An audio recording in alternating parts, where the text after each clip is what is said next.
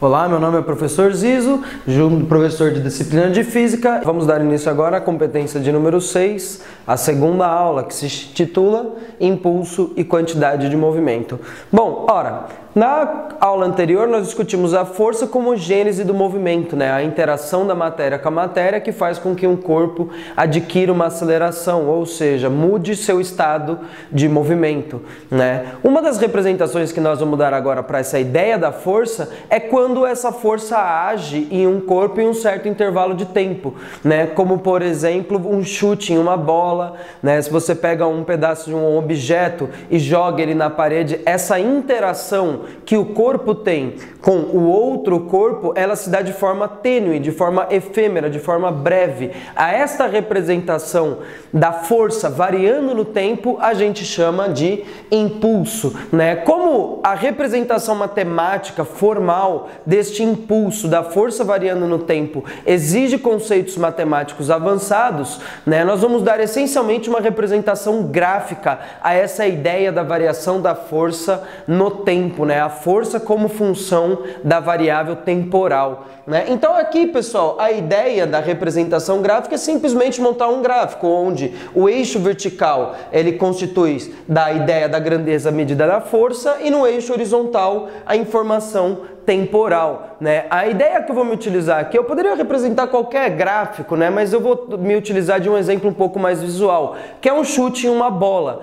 O chute em uma bola, o tempo passa, não há contato entre o pé e a bola inicialmente, até o momento que o pé encosta na bola. A partir do momento que o pé encosta na bola, essa interação começa a surgir, fazendo com que haja valores medíveis para a força. Essa interação cresce, cresce, cresce, até uma hora em que o pé ele começa a perder contato com a bola. Então a força decresce à medida que o tempo passa. Então essa daqui é uma curva característica dessas interações breves, dessas interações efêmeras, Então a ideia do impulso é retratar o comportamento da força em função desse tempo, Como nós temos essa limitação matemática, nós vamos se utilizar do conceito da área, Justamente calcular a área debaixo dessa curva desconhecida exige técnicas matemáticas avançadas. Portanto, nós vamos representar uma área equivalente a partir do conceito da força média.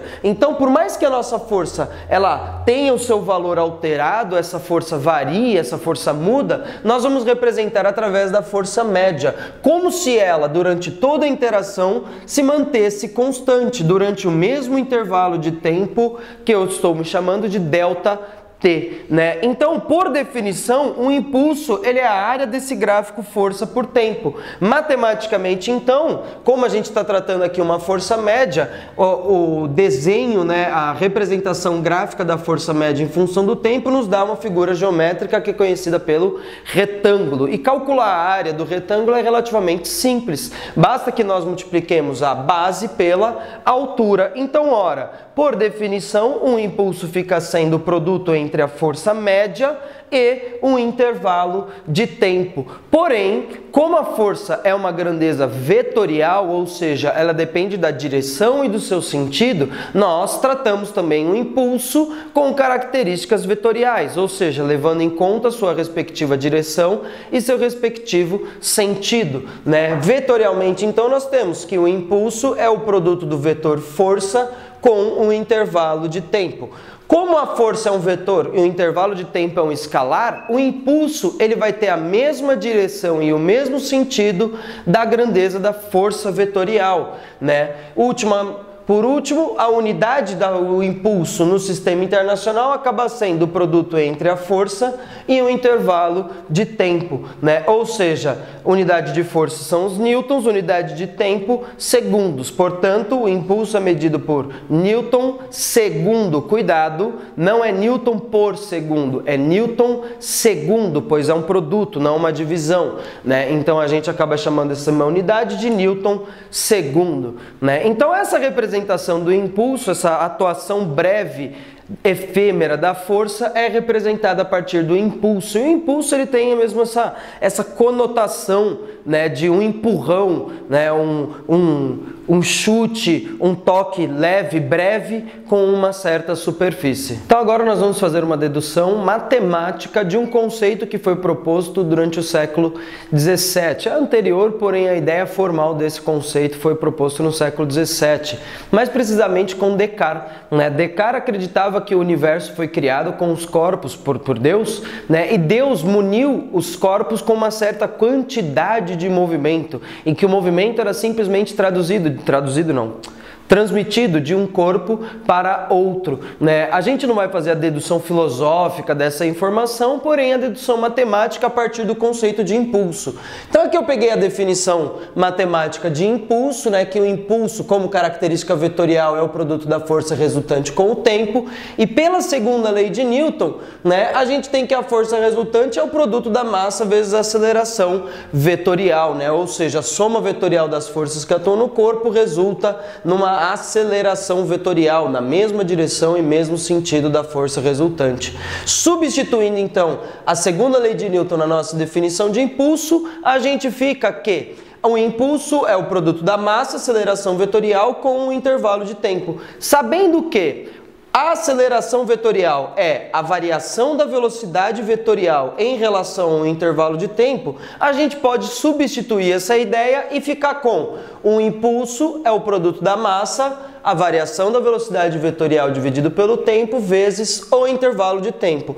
Como ora, esses intervalos de tempo são iguais, eu posso cancelá-los, resultando em 1, e o impulso fica sendo como produto da massa vezes a variação da velocidade vetorial. Ora, todo e quanto é tipo de variação na física a gente pode representar matematicamente através da ideia da informação na quantidade final menos a informação na condição inicial. Portanto, o impulso fica como a massa vezes a velocidade final menos a velocidade vetorial inicial. Ora, por que eu escrevo desse jeito? Porque a partir do momento que eu aplico a distributiva aqui, eu percebo uma coisa, Que é um impulso? É uma variação desse produto, massa, velocidade vetorial, massa, velocidade vetorial, Então a ideia do Descartes, lógico que ele não escreveu isso matematicamente, mas a ideia do Descartes foi justamente prever essa ideia, essa concepção matemática que a gente, a partir de agora, essa variação, a gente vai chamar ela de quantidade de movimento, O produto massa vezes velocidade, a gente vai atribuir a esse produto o nome quantidade de movimento e representar ele por um símbolo Q, de quantidade de movimento. Então, por definição, quantidade de movimento é o produto da massa vezes a velocidade vetorial. Então, o impulso aqui mostra pra gente, pessoal, substituindo massa, velocidade final, Por quê? Final e massa, velocidade inicial. Por que inicial? Eu tenho a variação dessa quantidade de movimento, Então aqui é interessante porque o que o impulso faz? Ele varia a quantidade de movimento de um corpo, O impulso ele é responsável por variar vetorialmente o estado de movimento do corpo. É bem interessante porque, por exemplo, se eu pego aqui, o meu giz, eu jogo ele para cima, ele vai ter velocidade vetorial para cima. A partir do momento que eu dou um tapa nesse giz, o que eu faço? Eu vario a quantidade de movimento desse corpo. E eu vario ela de uma forma vetorial. Então o impulso que eu faço num corpo vai variar o estado de movimento dele, como por exemplo isso daqui, Eu vario a mudança de estado, eu faço com que haja mudança de estado de movimento do corpo, Esse resultado matemático que a gente obteve, que é o impulso, é a variação da quantidade de movimento, é chamado de teorema do impulso, Lembrando que a quantidade de movimento é o produto da massa vezes a velocidade vetorial. Descartes preveu isso daqui em 1600, no começo do século 17, o Descartes preveu. Newton foi o grande responsável por juntar essas ideias e chegar na formulação física da ideia da quantidade de movimento. Bom, agora nós vamos discutir o sistema isolado e chegar na conclusão de que essa quantidade de movimento se conserva. Ora, o que é um sistema isolado? Um sistema isolado é um sistema em que não há forças externas. Todas as forças trocadas, elas participam entre os próprios corpos, né? Não há um agente externo, não há forças dissipativas, como por exemplo resistências do ar, né? Atritos com superfícies. Esses tipos de interação eles são desprezados em um sistema isolado. Então aqui não há forças externas e todas as forças trocadas, ou seja, as forças internas entre os próprios corpos, elas vão formar um par ação e reação, como por exemplo duas bolinhas de bilhar que se colidem, né? Então, ora, a primeira aproximação que a gente faz é desprezar o atrito das bolinhas com a superfície, né? Então as bolinhas colidindo entre si, a bolinha A interage com a bolinha B interage com a bolinha A. Esse é um par ação e reação. Ora, se nós representarmos então a força resultante trocada entre as forças internas, como as forças formam par ação e reação, pro sistema, a resultante entre essas forças trocadas nos dois corpos será nula, né? Portanto, a força resultante interna vai ser nula. Usando a nossa definição de impulso, o impulso das forças resultantes internas, como são todas par ação e reação, ele vai ser resultante de zero, né? Um impulso nulo, né? Não significa que não existe, mas que as resultantes se cancelam, vetorialmente falando, né? Como o teorema do impulso nos diz que o impulso é a variação da quantidade de movimento e que nós acabamos de chegar na conclusão de que o impulso de forças internas de um sistema isolado, ele acaba sendo resultante nulo, zero, né? E a gente pode concluir, então, substituindo aqui, que a quantidade de movimento é igual a zero, né? A variação da quantidade de movimento é igual a zero para o sistema, ou seja, todos os corpos que interagem entre si, formando o sistema isolado, né? A variação da quantidade de movimento é nula, ou seja, essa grandeza quantidade de movimento ela não se altera, né? O que significa dizer que se nós usarmos a definição de variação, quantidade de movimento final menos quantidade de movimento inicial, isso acaba sendo resultante zero, né? Continua aqui a lógica, portanto, somando dos dois lados quantidade de movimento inicial, a gente fica com quantidade de movimento inicial é igual a quantidade de movimento final. Ou seja, a quantidade de movimento num sistema isolado, ela não se perde, ela se conserva. A mesma quantidade de movimento, a soma total que os corpos tinham antes de interagir, tem que ser a mesma quantidade de movimento total depois que os corpos interagem, né? Então, essa ideia de que essa quantidade ela não se altera, na física é chamada de conservação. Conservação, nesse caso, da quantidade de movimento, né? Então, se eu tenho, por exemplo, 5, 10 corpos, antes da interação, a soma vetorial dessas quantidades de movimento tem que ser a mesma resultante vetorial depois que os corpos interagem, né? Então, essa lógica se vale para quando bolinhas interagem, né, numa colisão, como, por exemplo, em um jogo de bilhar, né? Por exemplo, numa explosão. Então, agora nós vamos discutir o trabalho e energia, né? Talvez agora sejam os conceitos mais abstratos a serem introduzidos aqui na gente pela física, né? O conceito de energia é extremamente abstrato porque não é algo tátil, né? Não é algo que se vê, não é algo que se sente, né? A energia não é algo também que é passível de medida direta. Não existe uma régua, uma arma ou qualquer coisa que permita a medição de energia de forma direta, né? Isso porque o conceito de energia mesmo, ele é abstrato, ele não é algo físico, né? A ideia de energia é você representar um estado através de um número, dar ao seu estado uma representação algébrica, uma representação matemática. E o que se refere de estado na física são dois possíveis, um estado de movimento e um estado de configuração, que a posteriori nós vamos dar outros nomes a esses estados, mas a ideia deles é um estado de movimento e um estado de configuração. Então a ideia do nosso problema é representar um corpo que está ou não munido de movimento por um número, né? Essa é a ideia. E a partir desse número falar que o sistema está ou não dotado de energia. Nós que as nossas definições vão ser coerentes a ponto de disso fazer um sentido mais firme, mais sólido, né? O que se diz então, juntando tudo que a gente viu nessa competência até então, é que uma interação, ou seja, uma força, ela altera o estado de movimento ou de configuração de um corpo, né? A gente pode assim dizer que uma força, uma interação, ela transfere energia para o sistema. Por quê? Porque ela altera este número que corresponde ao estado de movimento ou de configuração de um corpo. A essa ideia de que uma força transfere energia, ou seja, altera o número associado ao estado de um corpo, a gente dá esse nome de trabalho, né? O trabalho é a medida da quantidade de energia que é transferida, transformada de ou para um sistema. Quem é que realiza trabalho? É uma interação, uma força no caso, né? Então uma força ela tem a capacidade de realizar trabalho em um corpo, né? A gente vai representar essa ideia como uma medida através de um símbolo, e o símbolo que se utiliza é essa letrinha grega chamada de tal, né? Então aqui a gente tem o tal como definição simbológica da ideia de trabalho, ou seja, de que uma força transfere energia para um corpo.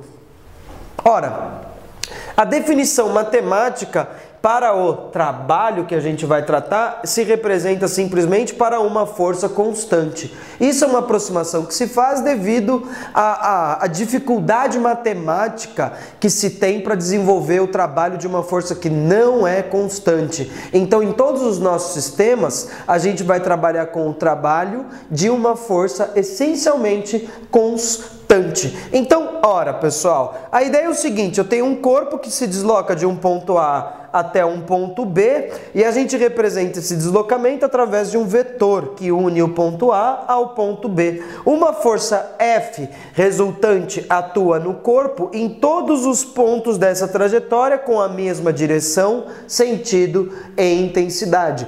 Entre o vetor força e o vetor deslocamento, é fácil de observar que aqui há uma abertura. Essa abertura, este ângulo, a gente vai chamar de θ, né? Θ, então, é o ângulo entre o vetor força e o vetor deslocamento. Ele é extremamente importante para a nossa definição, né, do trabalho. Então, o trabalho ele é definido matematicamente como produto entre a força, o deslocamento e o cosseno do ângulo θ, né? Esse cosseno do ângulo é importante a gente justificar por que ele aparece. Porque, na verdade, não é essa força F essencialmente que transfere energia para o sistema, mas sim a projeção que está na mesma direção e sentido do deslocamento. Como, ora, é uma projeção na mesma direção e sentido do deslocamento, justifica-se, então, o cosseno do ângulo θ, né? Justamente para mostrar que não é toda a força F que realiza um trabalho, mas simplesmente a sua projeção que está no cosseno, na direção do cosseno. Então essa é a definição matemática de trabalho, né? O trabalho como forma de energia. Aqui justifica pra gente que uma força F transfere energia, ou seja, realiza um trabalho. É lógico que essa força atua sobre uma certa distância, né? Que contribui também para a quantidade de energia que eventualmente irá ser transferida, né? Então, por último, as unidades no sistema internacional do nosso problema fica sendo a unidade de trabalho é a unidade de força vezes a unidade de deslocamento vezes a unidade do cosseno de θ. Como, ora, o cosseno de θ ele é adimensional, né, ele é simplesmente uma proporção entre tamanhos, a gente fica simplesmente com unidade de trabalho é Newton metro, Newton vezes metro. Cuidado, não é Newton por metro, e sim Newton vezes metro, Newton metro. Isso porque é um produto, não uma divisão. Então, ora, a unidade de trabalho, Newton metro, a gente também pode chamar Newton metro em homenagem ao cientista chamado James Prescott Joule, né? Então a unidade de trabalho recebe essa homenagem, Joule, simbologicamente sendo tratada a partir da letra J maiúscula, pois é um nome de cientista. Então, ora, nós acabamos de definir então uma grandeza que é responsável por transferir energia para o nosso sistema. A esta grandeza dar-se-á então agora o nome de trabalho. Então agora nós vamos fazer uma análise quanto ao sinal do trabalho, né? Tendo a definição de que o trabalho é o produto da força, o deslocamento vezes o cosseno de θ, né? Então, ora, como a força e o deslocamento eles estão sendo tratados em módulos, ou seja, sempre positivos, nós vamos analisar o sinal do trabalho a partir do cosseno de θ.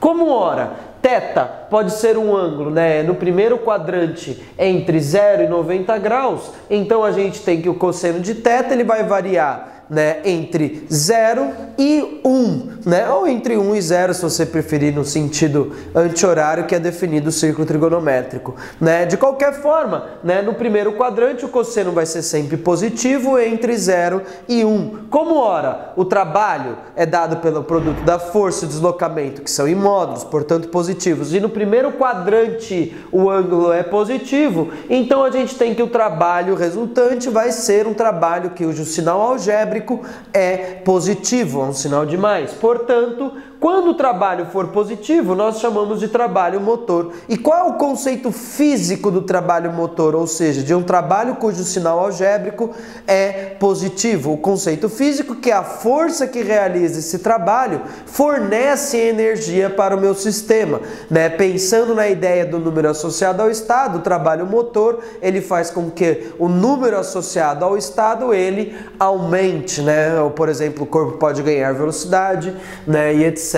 Caso contrário, o meu ângulo esteja entre 90 e 180 graus, portanto no segundo quadrante, então a gente tem que o cosseno vai variar de 0 até menos 1, portanto negativo, né? O nosso cosseno agora no segundo quadrante ele é negativo. Portanto, como força é positivo, deslocamento positivo e agora o nosso cosseno de θ é negativo, o resultado então vai me dar um trabalho cujo sinal algébrico também é negativo, né? A esse trabalho nós chamamos de trabalho dissipativo ou trabalho resistivo, né? O que significa? Então, ora, a força ela realiza um trabalho retirando energia do nosso sistema. Pensando no número associado ao estado, ela diminui esses números associados aos estados, né? Por exemplo, diminuindo a velocidade, né? Forças clássicas que realizam trabalho negativo são forças chamadas de forças dissipativas, como por exemplo forças de resistências, forças de atrito, resistência do ar, né? Forças que envolvem uma certa viscosidade, que oferecem resistência ao movimento do corpo. Então vamos continuar com os casos particulares, só que agora a gente vai fazer uma análise não do sinal, mas sim do fato de que o meu trabalho pode ser também nulo, né? Então a gente já viu o caso do trabalho positivo, trabalho negativo, e agora a gente vai ver o caso em que o trabalho é nulo. Bom, primeiramente vamos entender o que significa dizer que o trabalho é nulo. Vamos pensar pela definição. O trabalho é a medida da quantidade de energia que é transferida ou transformado para um sistema. Se, ora, eu falo que o trabalho é nulo, significa dizer que não há quantidade de energia sendo transferida ou então transformada, né? Então os números associados aos estados, eles não se alteram no nosso problema. Então, ora, o primeiro caso que a gente vai analisar, como nossa definição de trabalho matemática, ela depende de um produto de 3 fatores, né? Aqui no caso eu peguei a força resultante, o deslocamento e o cosseno do ângulo, entre a força e o deslocamento.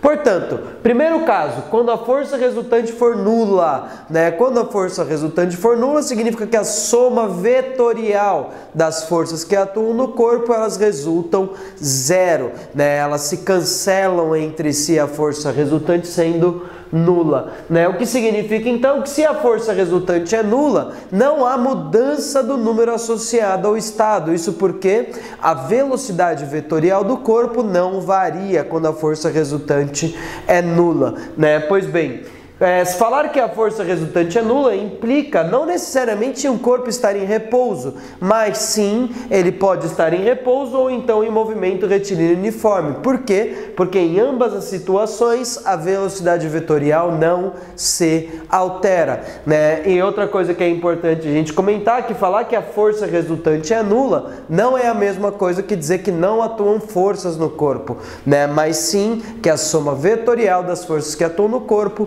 é 0, né? O segundo caso que a gente vai analisar é quando o meu deslocamento vetorial for nulo, né? Aqui existem 2 situações: ou o corpo não sai do lugar, ou então Existem duas situações: ou o corpo não sai do lugar, ou então, o corpo vai e volta para a mesma posição. Lembrando que no nosso problema a força é sempre constante. Então aqui eu peguei o exemplo, por exemplo, de um pêndulo, sem que haja resistência do ar, Então meu pêndulo, eu solto ele ganha energia na descida, porém, como não há resistência do ar, ele perde energia na subida, E meu pêndulo ele fica oscilando, sempre vai e volta, ocupando sempre as mesmas posições. Isso porque não há dissipação, não há resistência do ar, O que acontece? Aí você fala, mas o sistema ganha energia, mas o sistema perde energia. No deslocamento total, pessoal, como ele vai e volta para o mesmo ponto,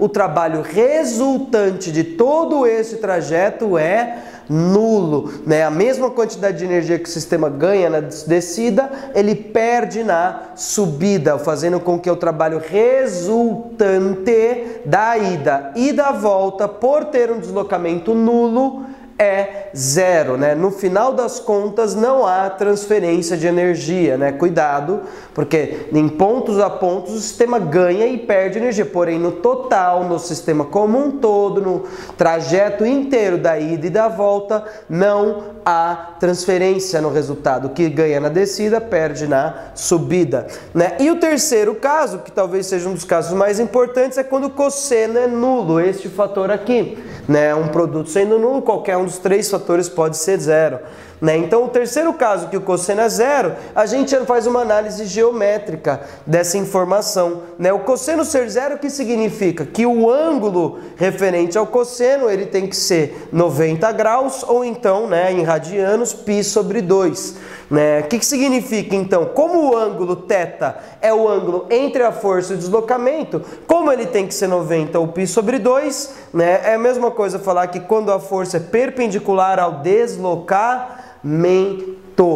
A força é perpendicular ao deslocamento, é isso que significa. Cuidado que não é em relação à superfície, é em relação ao deslocamento.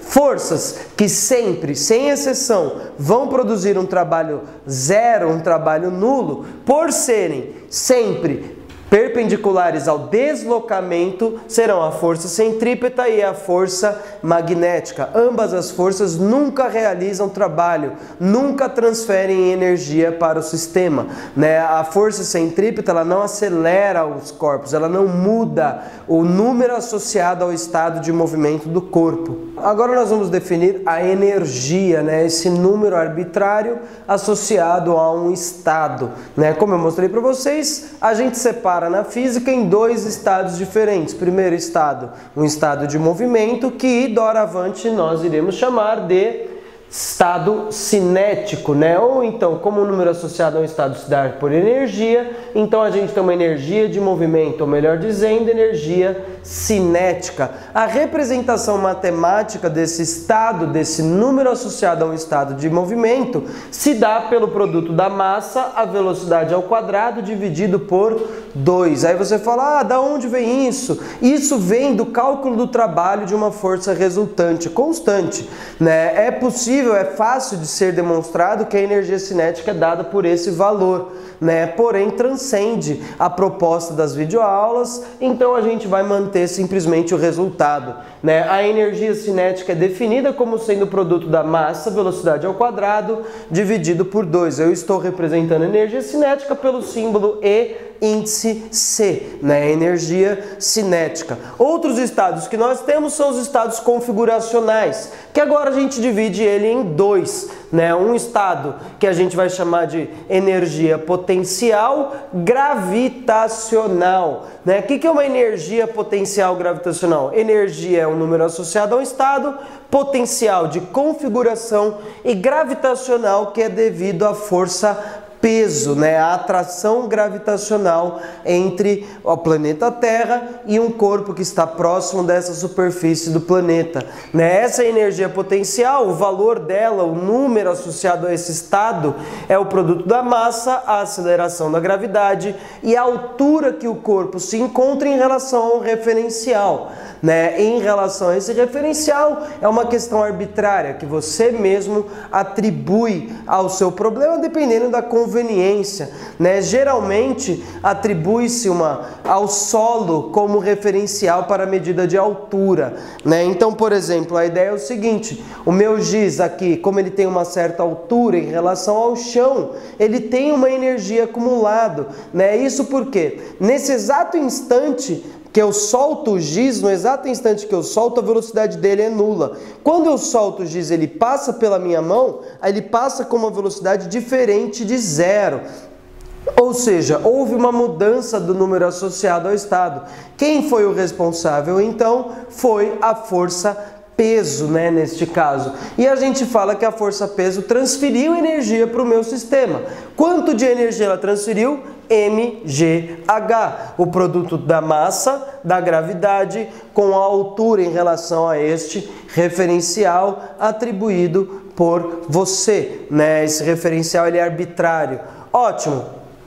Outro estado configuracional que se define é um estado de potencial elástico, né? Ou seja, a própria configuração do sistema é que caracteriza essa energia, né? Que nem, por exemplo, uma mola que você comprime, a partir do momento que você solta essa mola, essa energia acumulada pela compressão, pela deformação da mola, ela é liberada, né? Essa energia da deformação da mola a gente chama de energia potencial elástica, que é calculada a partir, né, da constante elástica K, a deformação ao quadrado dividido por 2. Então, Kx ao quadrado dividido por 2. Lembrando que K é a constante de mola, X é a deformação, né, e é o símbolo associado à energia elástica, EL, né, índice EL, né? Só para lembrar, a energia elástica, né? Esse K e esse X são os mesmos que nós vimos na lei de Hooke. Por último,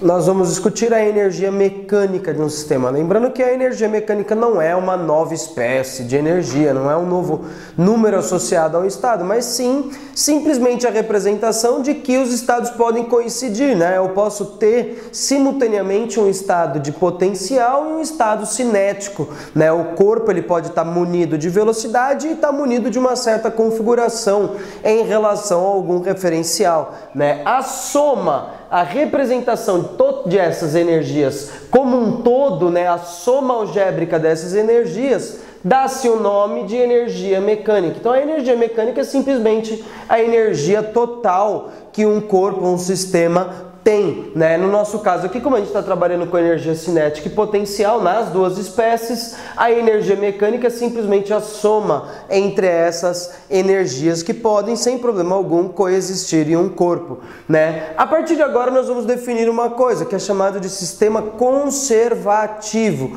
O que é um sistema conservativo? Um sistema conservativo é nada mais, nada menos do que um sistema em que não há nenhum tipo de força dissipativa. Portanto, não há atrito ou resistências do ar, né? Essas forças elas são desprezadas, né? Uma aproximação que a gente faz para simplesmente tratar o nosso problema de forma um pouco mais facilitada, né? Fazer uma aproximação, uma idealização para que não tenha representações matemáticas muito avançadas, né? Então, ora, falar que não há nossa força conservativa, o nosso sistema ele é chamado de conservativo, ou seja, a energia do nosso sistema ela se conserva, ela se mantém constante, né? Como por exemplo, você toma um banho, né, e tem água no seu corpo, você pega, por exemplo, a toalha e coloca ela no seu corpo, essa toalha ela suga a água não some, ela simplesmente passa do seu corpo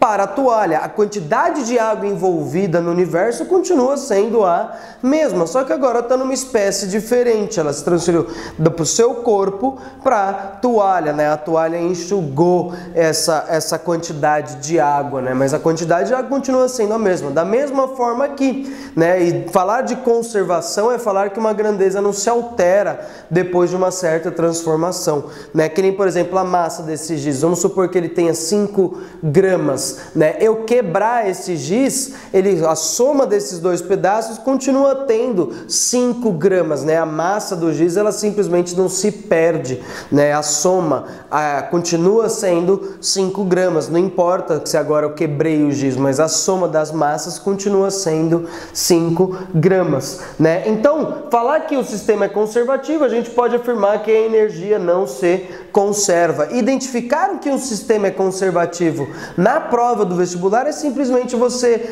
olhar a informação de que não há forças de atrito, forças de resistência do ar, ou então qualquer tipo de força que dissipe a energia do seu sistema, que retire a energia do seu sistema. Portanto, falar que a energia se conserva, essa soma entre as duas espécies, ela não vai se alterar, né? A energia que meu sistema tem como um todo, ela simplesmente vai se manter constante, porque não há nada que tire energia do meu problema, né? Elas simplesmente vão ser trocadas mutuamente, de energia cinética para potencial, de potencial para cinética. Como assim? Por exemplo, se eu pego esse giz, ele tem uma certa altura em relação ao solo, né? A partir do momento que eu solto o giz, a altura diminui, porém, ele perde energia cinética, ele perde a energia potencial, porém ele aumenta a velocidade, ou seja, ele ganha energia cinética. Então aqui é uma troca mútua entre perder a altura e ganhar velocidade, né? De tal forma com que a soma da energia potencial, ou seja, devido a essa altura, e a energia devido à velocidade, ao movimento do corpo em qualquer ponto dessa trajetória, vai sempre se manter constante. Da mesma forma que se eu, por exemplo, pego esse elástico, eu deformo ele, eu fiz com que ele adquirisse uma nova configuração. Agora, essa configuração eu tenho energia acumulada, de tal forma com que se eu soltar, o que acontece? Essa configuração ele vai se deformar novamente para a posição original, porém ele vai ganhar movimento, né? Então aqui é uma troca da energia de configuração para a energia de movimento do meu corpo. Da mesma forma que o carrinho de fricção funciona, né? Você traz o carrinho para trás, ele gira uma molinha, né? Um elástico, e isso daí acumula energia. A hora que você solta o carrinho, essa mola é deformada e o corpo perde energia elástica, porém ganha energia cinética. Então é sempre no sistema conservativo uma troca de uma espécie de energia para outra espécie de energia, né? Então a gente pode falar que a energia mecânica ela não se altera, ela tem que ser constante. Então a minha energia ela simplesmente é trocada de espécie para espécie. A soma total da energia do meu problema tem que se manter constante. Então aqui eu peguei um exemplo para a gente representar essa ideia, né? Aqui eu tenho um corpo que eu tirei 4 fotos dele, num ponto A, num ponto B, num ponto C, num ponto D. No ponto 2 eu tenho uma mola, né? Que ela é passível de ser deformada. Nesse sistema não há atrito, nesse sistema não há resistência do ar ou qualquer outro tipo de força dissipativa, né? Então eu solto o meu objeto aqui do repouso, né? Portanto, né, como eu solto do repouso, ele não tem movimento neste ponto A. Então a única energia que ele vai ter é devido ao fato dele ter uma certa altura em relação ao solo, que eu arbitrariamente escolhi como sendo a altura 0, né? Eu poderia pegar qualquer outro ponto como altura 0 e medir as alturas do ponto A, B, C e D a partir dessa altura, né? É mais conveniente representar sempre o referencial de altura 0 sempre no solo, tá? Então, ora, aqui no ponto A o meu corpo tem altura em relação a essa referência. Porém, como eu solto ele parte aqui do repouso, né? Então, ora, como ele parte do repouso, ele não tem movimento. Não tendo movimento, ele não tem energia cinética. Porém, como ele tem altura em relação a esse referencial, ele tem a energia potencial. Então, ora, a energia mecânica no ponto A resume-se simplesmente em energia potencial gravitacional, mgha. HA para eu identificar essa altura A do ponto A. Solta o corpo desce, ele perde a altura em relação ao referencial, porém ele ganha movimento. Hora que ele passa pelo ponto B, ele passa aqui em movimento, né? E mais especificadamente, vamos representar esse movimento pela velocidade VB, ou seja, velocidade no ponto B. Então, ora, neste ponto aqui ele tem altura em relação ao referencial e tem movimento. Então ele tem duas espécies de energia. Então a minha energia mecânica é a soma dessas duas espécies, né? Cinética e potencial gravitacional. Cinética, m, a velocidade no ponto ao quadrado dividido por 2, e, né, a minha energia potencial, mg, altura no ponto, hb. Ótimo. Meu corpo continua descendo, ele passa pelo ponto C, né? Neste ponto C ele tem movimento, e eu vou representar esse movimento pela velocidade VC. Porém, como ele está no solo, né, ele não tem altura em relação ao meu referencial. Então a única espécie de energia que o corpo tem no ponto C é simplesmente a energia cinética, representada pela massa, velocidade no ponto C ao quadrado dividido por 2, né? Então aí o meu corpo comprime a mola e deforma a mola completamente. A hora que ele termina de deformar a mola, ele para. Então neste ponto eu tenho uma deformação total